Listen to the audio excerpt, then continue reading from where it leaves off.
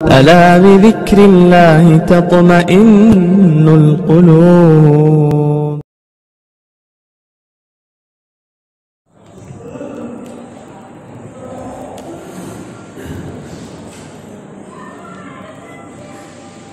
السلام علیکم ورحمۃ اللہ وبرکاتہ.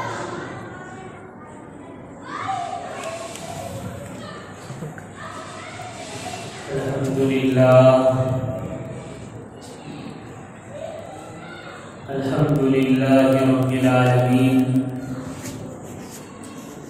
وہدانا بالکتاب المبین والصلاة والسلام علی سید الانبیاء والمرسلین خاتم النبیین محمد بن عبد اللہ الامین وعلى آلہ وصحبہ اجمعین ومن تبعهم بإحسان إلى يوم الدين.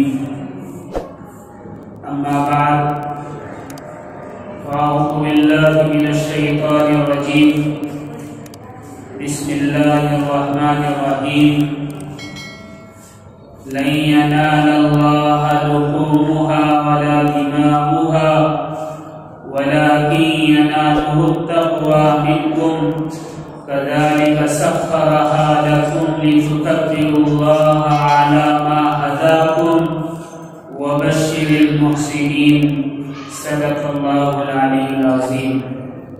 وقال النبي صلى الله عليه وسلم الطهور شطر الإيمان أو كما قال عليه الصلاة والسلام. بزرگان محترم اور عزیز دوستوں اور ساتھیوں،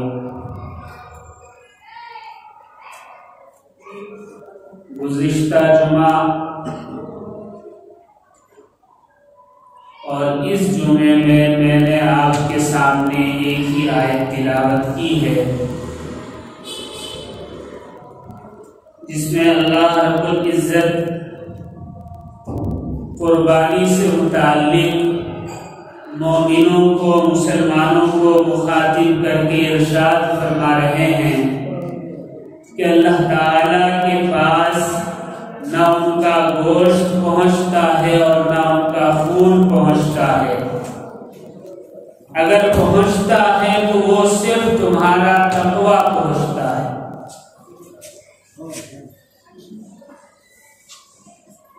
قربانی اور قربانی کے ان دنوں سے متعلق چند باتیں آپ کے سامنے رکھنے کی کوشش کروں گا. اللہ تعالیٰ مجھے اور آپ کو عمل کی توفیق عطا فرمائے.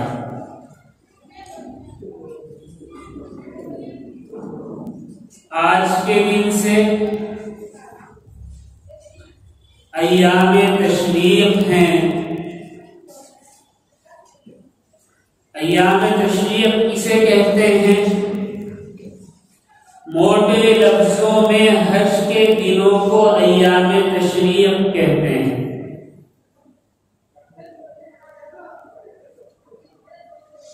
9 ذوالحج کی فجر سے لے کر 13 ذوالحج عصر کی نماز تک یہ ایام تشریق ہیں. اس میں تکبیر تشریق پڑھی جاتی ہے اور ہر فرض نماز کے بعد اپنی جگہ سے اٹھے بغیر یا کوئی ایسا کام کیے بغیر جس سے فاصلہ پیدا ہو جائے یہ تکبیرات کہی جاتی ہیں. نبی کریم علیہ السلام کی کئی احادیث سے، پھر صحابہ کرام رضوان اللہ تعالی علیہم اجمعین کے مسلسل عمل سے یہ تکبیرات امت کو معلوم ہوئی ہے کہ یہ واجب ہیں.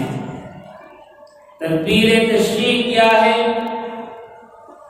اللہ اکبر اللہ اکبر، لا الہ الا اللہ واللہ اکبر اللہ اکبر وللہ الحمد. یہ 5 دن تکبیرات کہی جاتی ہیں. آج فجر کی سے لے کر 13 ذوالحجہ یعنی منگل کی عصر کی نماز تک یہ کہی جائیں گی، چاہے جماعت کے ساتھ نماز ہو، بغیر جماعت کے نماز ہو، عورتیں گھر میں نماز ادا کریں، ہر فرض نماز کے بعد ایک مرتبہ یہ تکبیر پڑھنا واجب ہے۔ مرد حضرات مناسب آواز سے، بہت زور سے نہیں اور بہت آہستہ دل میں نہیں، بلکہ درمیانی آواز سے اس کو ایک مرتبہ پڑھیں، یہ واجب ہے۔ اور عورتیں آہستہ آواز کے ساتھ ایک مرتبہ پڑھیں، یہ ان پر واجب ہے۔ اس کے بڑے فضائل بھی آئے ہیں۔ حضرت علی کرم اللہ وجہہ کی ایک روایت ہے، وہ فرماتے ہیں کہ نبی کریم صلی اللہ علیہ وسلم نے ارشاد فرمایا کہ اللہ کے نزدیک ان دنوں میں تکبیر، تہلیل، تحمید سے بڑھ کر کوئی عبادت نہیں اور کوئی اللہ کی حمد و ثنا نہیں۔ ایک اور چیز بھی ہے، اگر نماز کے بعد کوئی بھول جائے تو جب یاد آئے تب پڑھ لے، لیکن اگر مسجد سے اٹھ کر چلا گیا یا عمدن وضو توڑ دیا یا کوئی ایسا کام کر لیا جس سے نماز اور اس کام کی وجہ سے فاصلہ پیدا ہو گیا تو اب اس کی قضا نہیں ہے۔ اللہ سے توبہ استغفار کرنا چاہیے کہ ایک واجب چھوٹ گیا ہے۔ دوسری چیز قربانی ہے۔ حاجی کے لیے اللہ رب العزت نے ارکان حج رکھے ہیں، مینا کا قیام ہے، عرفات کا قیام ہے، مزدلفہ کا قیام ہے، اور جمرات پر کنکر مارنا ہے، پھر طواف ہے، طواف زیارت ہے، یہ سب قربانی ہے، بال کٹوانا ہے، احرام کی پابندیاں ہیں۔ لیکن جو غیر حاجی ہے، جس کو حج کا موقع نہیں ملا یا وہ حج کے لیے نہیں جا سکا یا اس کی استطاعت نہیں ہے، تو اللہ نے ان کو بھی محروم نہیں رکھا۔ اللہ رب العزت نے حاجی کے قائم مقام ان کو 2 چیزیں عطا فرمائی ہیں، ایک قربانی صاحب استطاعت لوگوں پر، اور دوسرا تکبیرات تشریق، یہ 5 دن کی جو تکبیر ہے۔ قربانی بہت بڑا عمل ہے، بہت اونچا عمل ہے، بڑی عبادت ہے، بڑے فضائل ہیں۔ چند چیزیں گزشتہ جمعے میں نے آپ کے سامنے پیش کی۔ قربانی کسے کہتے ہیں؟ حلال جانور اللہ کی قربت، اللہ کی رضا کے لیے اللہ کے حکم پر ذبح کرنے کو قربانی کہتے ہیں۔ اس میں شرط ہے کہ اللہ کی رضا ہو، اللہ کی قربت حاصل کرنے کے لیے ہو، اور اللہ رب العزت کو خوش کرنے کے لیے ہو، اس کے حکم کی تعمیل کے لیے ہو۔ اگر نفس کے لیے ہے کہ لوگ کیا کہیں گے کہ اتنے جانور قربان کیے، اتنا مہنگا جانور قربان کیا، اتنا لذیذ گوشت تھا، اور میری بڑائی بیان کریں گے، تو اس قربانی کا کوئی فائدہ نہیں۔ قربانی صرف اللہ کے لیے ہے۔ قربانی کی 2 قسمیں ہیں، ایک واجب اور دوسرا مستحب۔ واجب قربانی کے لیے 6 شرائط ہیں، جس کے اندر بھی یہ 6 شرطیں پائی جائیں اس پر ہر حال میں قربانی واجب ہے۔ وہ قربانی سے بھاگ نہیں سکتا، یہ اللہ کا حق ماننا ہے اور اللہ کے حکم سے نافرمانی ہے۔ وہ 6 حق کیا ہیں؟ ایک تو یہ کہ عاقل ہو، عقل مند ہو، پاگل اور مجنون نہ ہو، جسے ہوش نہ ہو دنیا کا اور دین کا، آخرت کا۔ عاقل ہو، عقل مند ہو، ہوش رکھتا ہو، تو ایسے شخص پر قربانی واجب ہے۔ دوسری شرط کیا ہے کہ بالغ ہو، نابالغ نہ ہو۔ اگر بالغ ہے تو قربانی ہے۔ تیسری شرط یہ ہے کہ مقیم ہو، مسافر نہ ہو۔ اگر کوئی مسافر قربانی کرتا ہے تو یہ مستحب ہے، لیکن مسافر پر قربانی نہیں ہے۔ اپنے مکان پر ہے، وطن اصلی ہے یا وطن اقامت ہے، تو وہ قربانی کرے گا، اس پر قربانی واجب ہے۔ پانچویں شرط کیا ہے؟ چوتھی شرط کیا ہے؟ آزاد ہو، غلام نہ ہو۔ آج کے دور میں ہر آدمی آزاد ہے، کوئی غلام نہیں ہے۔ پہلے زمانے میں دستور تھا کہ غلام بنا لیا کرتے تھے، لیکن اسلام نے غلامی کو ختم کر دیا۔ پانچویں چیز جو ہے وہ یہ ہے کہ مسلمان ہو، غیر مسلم پر قربانی واجب نہیں۔ اور چھٹا یہ کہ صاحب نصاب ہو۔ صاحب نصاب کے لیے علماء کرام نے ایک آسان راستہ نکال دیا ہے، وہ یہ ہے کہ آج کے دور میں جس کے پاس 30,000 روپے ایکسٹرا رکھے ہوئے ہوں، زائد ہوں، اس پر قربانی ہے۔ اگر یہ 6 چیزیں کسی میں پائی گئی تو اس پر قربانی ہے، چاہے ایک گھر میں ایک آدمی پر پائی جائیں، 2 پر پائی جائیں، 3 پر پائی جائیں یا سب پر پائی جائیں، تو سب کے الگ الگ حصے یا الگ الگ جانور قربان کیے جائیں گے، یہ واجب ہے۔ ہمارے یہاں اکثر ایسا ہوتا ہے کہ ایک گھر میں ایک حصہ لے لیا جاتا ہے یا ایک جانور قربان کر دیا جاتا ہے، یہ سمجھتے ہیں کہ سب کی قربانی ادا ہو گئی، ایسے ادا نہیں ہوتی۔ ایک گھر میں اگر ایک آدمی صاحب نصاب کو یعنی 30,000 روپے اس کے پاس ہیں، یا اتنی مالیت کا سونا یا چاندی ہے، یا ایسا ایکسٹرا مال ہے جو منافع کے لیے ہو، تو اس پر قربانی واجب ہے۔ اگر ایک سے زیادہ ہے تو اس پر بھی قربانی واجب ہے۔ ایک گھر میں 2 ہو، 3 ہو، 4 ہو، 5 ہو، اکثر و بیشتر ایسا کیا جاتا ہے۔ ہمارے یہاں یہ دستور بن گیا ہے کہ ایک سال والد کے نام سے قربانی کر دی، دوسرے سال والدہ کے نام سے قربانی کر دی، تیسرے سال اپنے نام سے قربانی کر دی، چوتھے سال اپنی بیوی کے نام سے قربانی کر دی۔ اس طرح قربانی نہیں کی جاتی، اور یہ دستور بھی نہیں ہے۔ جو زندہ ہے اور اس میں 6 شرائط پائی جاتی ہو، یعنی بالغ ہو، آزاد ہو، مقیم ہو اور مسلمان ہو، صاحب نصاب ہو، جتنے افراد اس طرح کے پائے جائیں گے ان تمام کی الگ الگ قربانی دینی ہوگی، یہ واجب ہے۔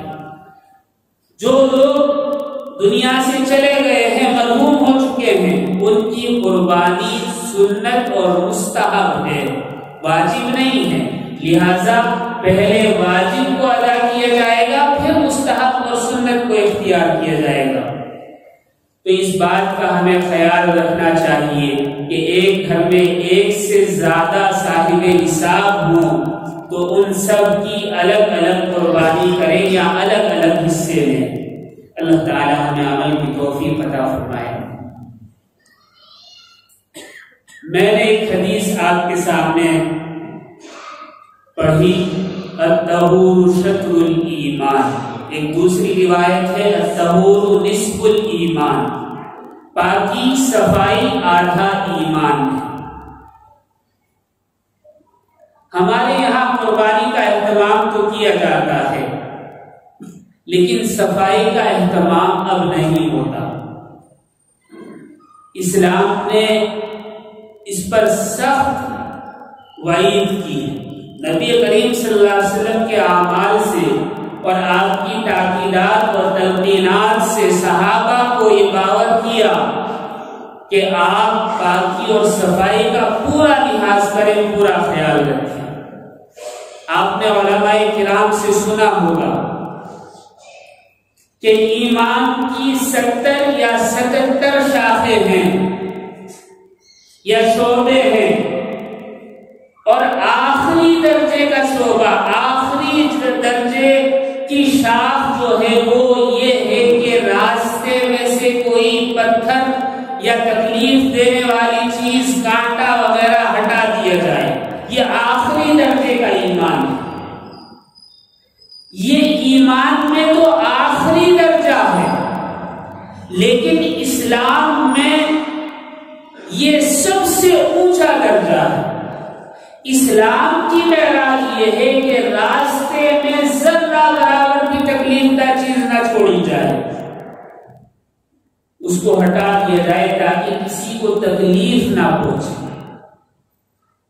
اب اس بات سے آپ تصور کر سکتے ہیں کہ اسلام صفائی ستھرائی، دوسرے کو آرام پہنچانے اور تکلیف سے روکنے کے لیے کس قدر تلقین کرتا ہے، کس قدر تاکید کرتا ہے۔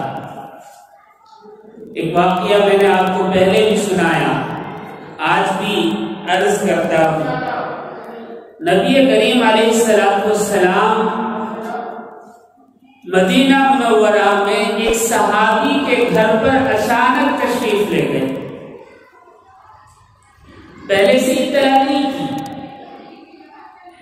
دوپہر کا وقت تھا، تیز دھوپ تھی، صحابی کا دروازہ کھٹکھٹایا، صحابی نکل کر آئے اور نبی کریم علیہ السلام کا چہرہ مبارک دیکھ کر بے حد خوش ہوئے۔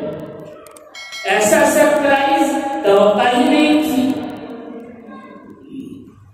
بہت خوش نبی کریم صلی اللہ علیہ وسلم کو اپنے مکان میں لے جا کر جو سب سے اچھی جگہ تھی، سب سے اچھا کمرہ تھا، وہاں بٹھایا اور جلدی سے اندر آئے اور اپنی اہلیہ سے کہا کہ دیکھو اللہ نے آج ہماری قسمت کھول دی ہے کہ دونوں جہاں کے نبی کریم علیہ السلام نے آج ہمارے گھر کو زینت بخشی ہے، جلدی سے کچھ ایسا کرو کہ کچھ پکاؤ اور نبی کریم صلی اللہ علیہ وسلم کی ضیافت کا اہتمام کرو۔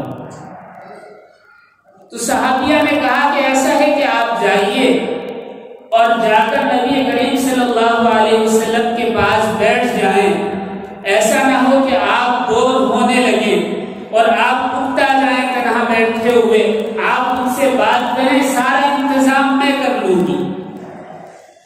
صحابیہ نے ایک معتدل بکرا یا بکری جو بہت چھوٹا بھی نہیں تھا بہت بڑا بھی نہیں تھا اٹھایا، چھری اٹھائی، رسی اٹھائی اور چھت پر لے کر چلی۔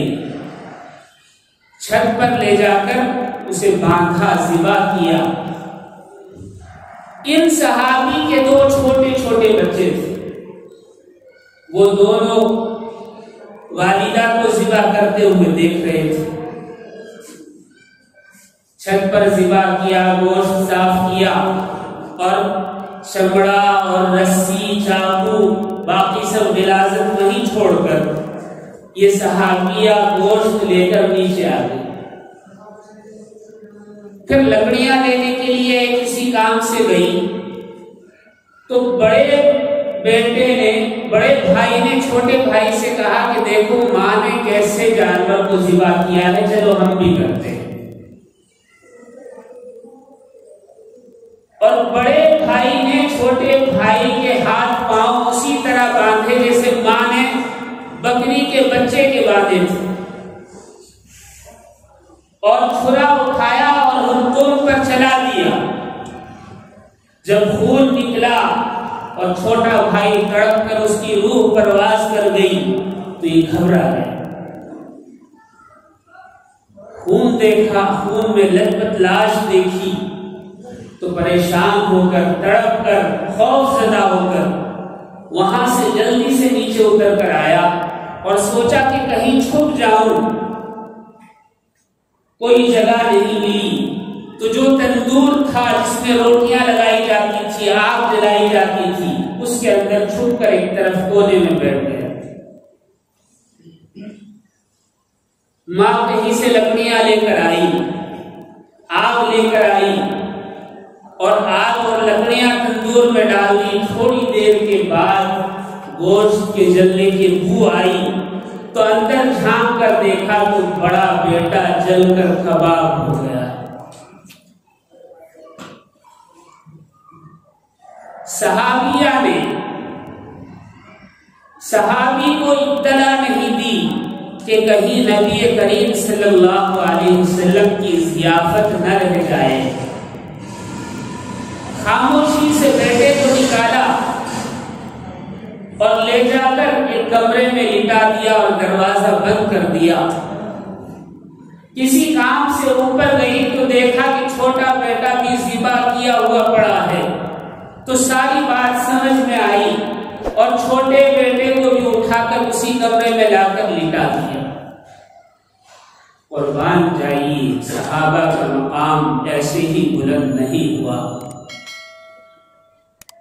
صحابیہ دو بیٹوں کی لاش رکھ کر اپنے دل پر پتھر رکھ کر کھانا بناتی رہی۔ جب کھانا تیار ہوا تو صحابی کو آواز دی اور کہا کہ میرے سرتاج نبی کریم صلی اللہ علیہ وسلم کے لیے دسترخوان لگا دے، کھانا تیار ہو گیا ہے۔ دسترخوان بچھا، کھانا چن دیا گیا، لگا دیا گیا۔ نبی کریم صلی اللہ علیہ وسلم کے ہاتھ دھلوائے گئے۔ آپ نے فرمایا تمہارے دو بیٹے ہیں، ان دونوں کو بلاؤ، کھانا ان کے ساتھ کھائیں گے۔ صحابی اندر آئے، صحابی کو بھی معلوم نہیں۔ صحابی نے کہا کہ بچوں کو بلاؤ۔ آقا نامدار صلی اللہ علیہ وسلم فرماتے ہیں کہ بچوں کے ساتھ کھانا کھائیں گے۔ صحابیہ نے بہانہ بنایا، کہا کہ وہ دونوں بچے سو رہے ہیں، ان کو جگانا مناسب نہیں ہے۔ آپ نبی کریم صلی اللہ علیہ وسلم سے فرمائیں کہ آپ کھانا تناول فرمائیں، دیر ہو جائے گی، ٹھنڈا ہو جائے گا۔ صحابی نے جا کر کہا کہ بچے سو رہے ہیں۔ آپ نے فرمایا کہ اٹھا دو، بچوں کے ساتھ کھانا کھائیں۔ صحابی پھر آئے، لیکن صحابیہ منع کرتی رہی۔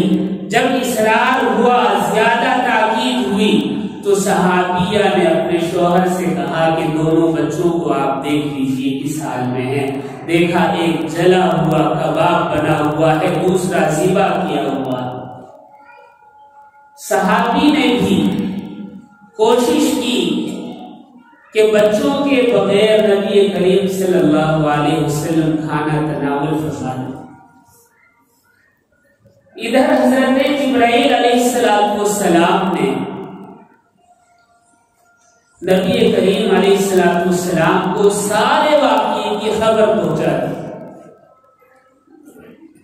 جب نبی کریم صلی اللہ علیہ وسلم سے بہانہ بناتے رہے تو نبی کریم صلی اللہ علیہ وسلم نے فرمایا کہ چلو مجھے اس کمرے میں لے چلو جہاں تمہارے بچے سو رہے ہیں۔ مجبوراً صحابی نے کہا کہ اللہ کے نبی تشریف لائیں۔ اب کوئی اور راستہ نہیں تھا، جھوٹ بول نہیں سکتے تھے، جتنا بہانہ کر سکتے تھے کیا، لیکن جب آپ نے تاکید فرمائی تو آپ کے حکم سے سرتابی نہیں کر سکتے تھے۔ لہذا نبی کریم صلی اللہ علیہ وسلم کو لے جا کر اس کمرے کے دروازے پر کھڑا کیا اور فرمایا کہ ابھی میں دکھاتا ہوں۔ صحابی نے دروازے پر ہاتھ رکھا تو دونوں بچے صحیح سالم دوڑتے ہوئے آئے۔ ایک نبی کریم صلی اللہ علیہ وسلم کو چمٹ گیا اور ایک اپنے باپ کے کاندھے پر چڑھ گیا۔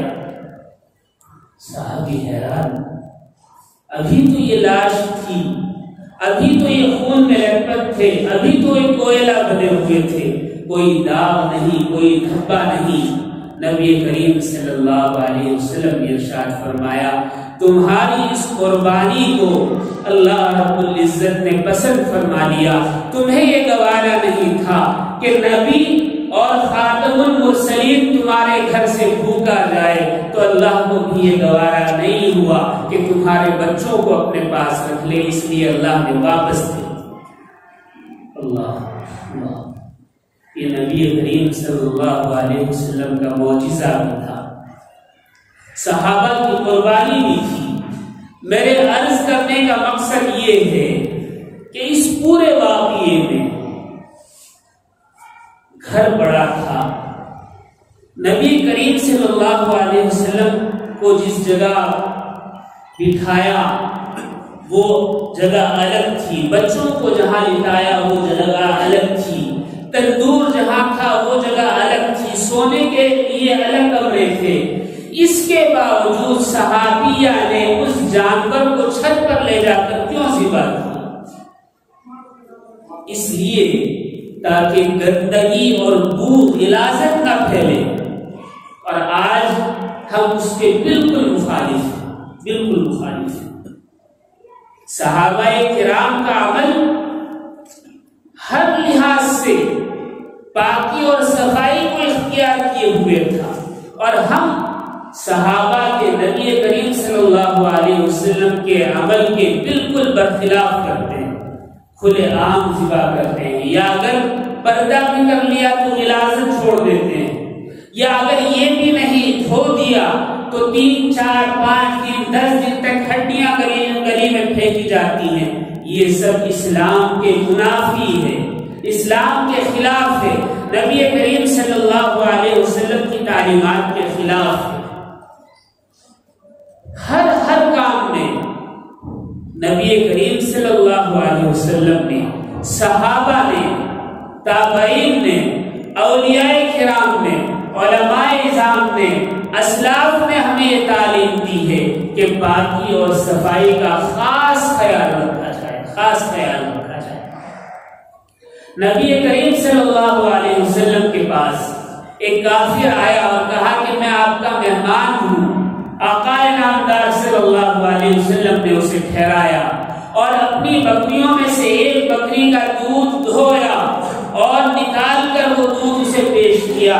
اس نے وہ سارا دودھ پی لیا اور پھر کہا کہ اور کچھ؟ نبی کریم صلی اللہ علیہ وسلم نے دوسری بکری کا دودھ نکالا اور اسے پیش کیا، اس نے وہ بھی پی لیا، پھر تیسری کا نکالا وہ بھی پی لیا، یہاں تک کہ 7 بکریوں کا دودھ اس کافر نے تنہا پیا، اور اس کے بعد کہا کہ مجھے آرام کرنا ہے۔ آقا نامدار صلی اللہ علیہ وسلم نے اپنا بستر نبوت اس کے لیے بچھایا اور اسے کہا کہ یہاں آرام کریں۔ وہ کافر نبی کریم صلی اللہ علیہ وسلم کے بستر پر سویا، صبح سے پہلے اٹھ کر رفو چکر ہو گیا، اس لیے کہ اس نے نبی کریم صلی اللہ علیہ وسلم کے بستر پر غلاظت کر دی تھی، گندا کر دیا۔ جب کافی دور نکل گیا تو یاد آیا کہ میری تلوار نبی کریم صلی اللہ علیہ وسلم کے بستر پر رہ گئی۔ تو واپس آیا تو دیکھا کہ آقا نامدار محمد عربی صلی اللہ علیہ وسلم اپنے مبارک ہاتھوں سے اس کافر کی غلاظت صاف کر رہے ہیں۔ میرے بھائیوں، ہمارے ہاتھ، ہماری پاکی، ہماری نظافت نبی کریم صلی اللہ علیہ وسلم سے زیادہ نہیں ہو سکتی، اور اس قربانی کی غلاظت اس کافر کی غلاظت سے زیادہ غلیظ نہیں ہو سکتی۔ پھر ہم کیوں اس غلاظت کو چھوڑ دیتے ہیں؟ یہ جائز نہیں ہے، یہ جائز نہیں ہے۔ صحابہ نے ہر عمل میں صفائی کو ترجیح دی۔ حضرت ابو بکر صدیق رضی اللہ تعالی عنہ کا وصال ہوا تو 2 دن کے بعد حضرت عمر فاروق رضی اللہ تعالی عنہ باہر نکلے اور فرمایا کہ اس راستے پر صدیق اکبر جایا کرتے تھے، کہاں جاتا ہے؟ کہا کہ پتہ نہیں، آپ چلے جائیں۔ آگے گئے تو راستہ ختم تھا، ایک جھوپڑی پڑی ہوئی تھی، ایک خیمہ لگا ہوا تھا، آپ اس میں گئے تو کسی نے آپ کو بتایا کہ اس گھر میں ایک اندھا رہتا ہے جس کے کھانے کا انتظام صدیق اکبر کیا کرتے تھے۔ حضرت عمر فاروق کھانا لے کر گئے، اپنے ہاتھ سے اسے کھلایا، اس کے خیمے میں جھوپڑی میں جھاڑو دی اور صفائی کی۔ صفائی کے بعد جب کھانا کھلا کر فارغ ہوئے تو بوڑھا سخت ناراض ہوا اور کہا کہ شرم نہیں آتی، ایک تو 2 دن غیر حاضر رہے اور پھر کھلانے کا طریقہ بھی بدل گیا اور جھاڑو کا انداز بھی بدل گیا، جھاڑو کس طرف سے شروع کرتے تھے اور آج کس طرف سے شروع کی ہے۔ وہ بوڑھا اندھا تھا، اسے پتہ نہیں تھا کہ صدیق انتقال ہو گیا اور فاروق اعظم اس کی خدمت کے لیے آئے ہیں. امیر المومنین صدیق اکبر بھی تھے. صدیق اکبر کے بعد فاروق اعظم امیر المومنین ہوئے اور اس بوڑھے کی بے لوث خدمت کی اور پھر اوپر سے برا بھلا بھی سنا. کیا ہم صفائی ستھرائی نہیں رکھ سکتے؟ اگر ہم اسلام کی تعلیم کو اختیار کریں تو ضرور رکھ سکتے ہیں. نبی کریم صلی اللہ علیہ وسلم ہجرت فرما رہے ہیں. کفار مکہ پیچھے لگے ہوئے ہیں. کفار نے اعلان کر دیا کہ چاہے زندہ یا مردہ کسی حال میں بھی لے آؤ 1000 سرخ اونٹ دیں گے یا 100 سرخ اونٹ دیں گے. پیچھے دشمن لگے ہوئے ہیں.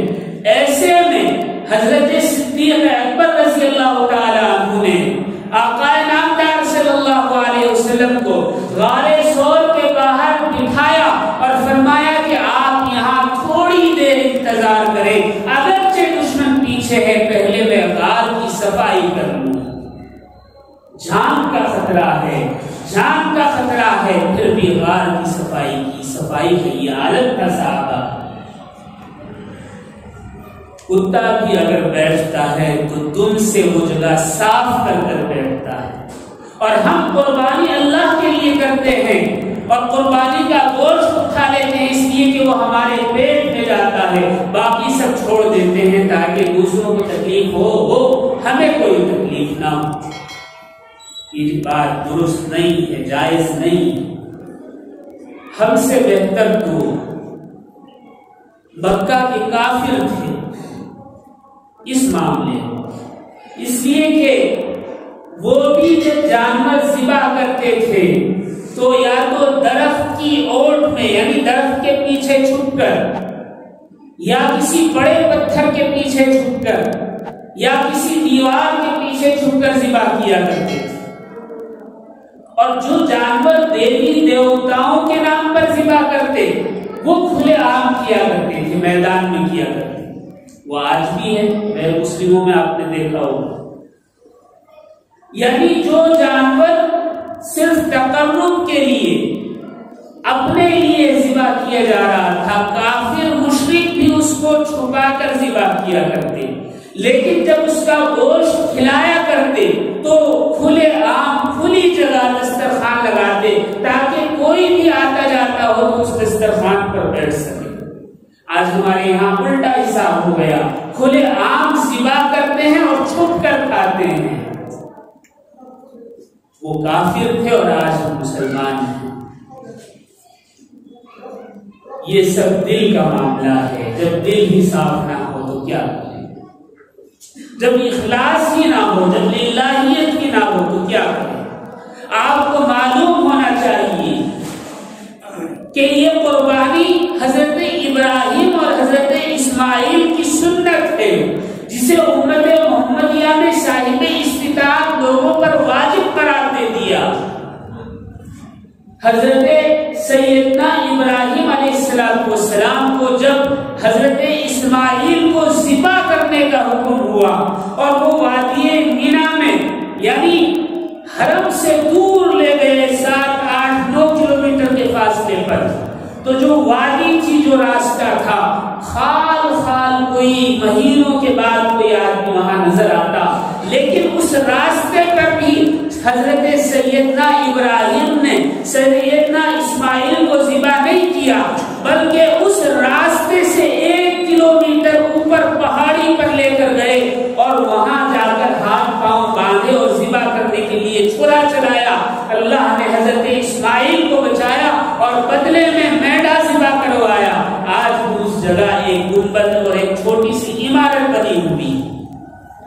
اس زمانے میں بھی وہاں جانے کے لیے 1 گھنٹہ چاہیے میدان مینا سے. کیا وجہ تھی کہ راستے سے ہٹ کر ذبح کرنا چاہا؟ حضرت حاجرہ سے دیگر لوگوں سے چھپا کر ذبح کرنا تھا. میدان مینا میں ذبح کر دیتے، وادی مینا میں ذبح کر دیتے، کہیں بھی کر دیتے، نظروں سے اوجھل ہی تھے. لیکن راستے سے ہٹ کر کیوں ذبح ذبح کیا تاکہ باقیات جو ہیں کھال چمڑا ہڈی غلاظت جو رہ جائے گی کہیں ایسا نہ ہو کہ آنے جانے والوں کو اس سے تکلیف پہنچے، اس سے تکلیف پہنچے۔ میرے بھائیوں، قربانی ایک عاشقانہ عمل ہے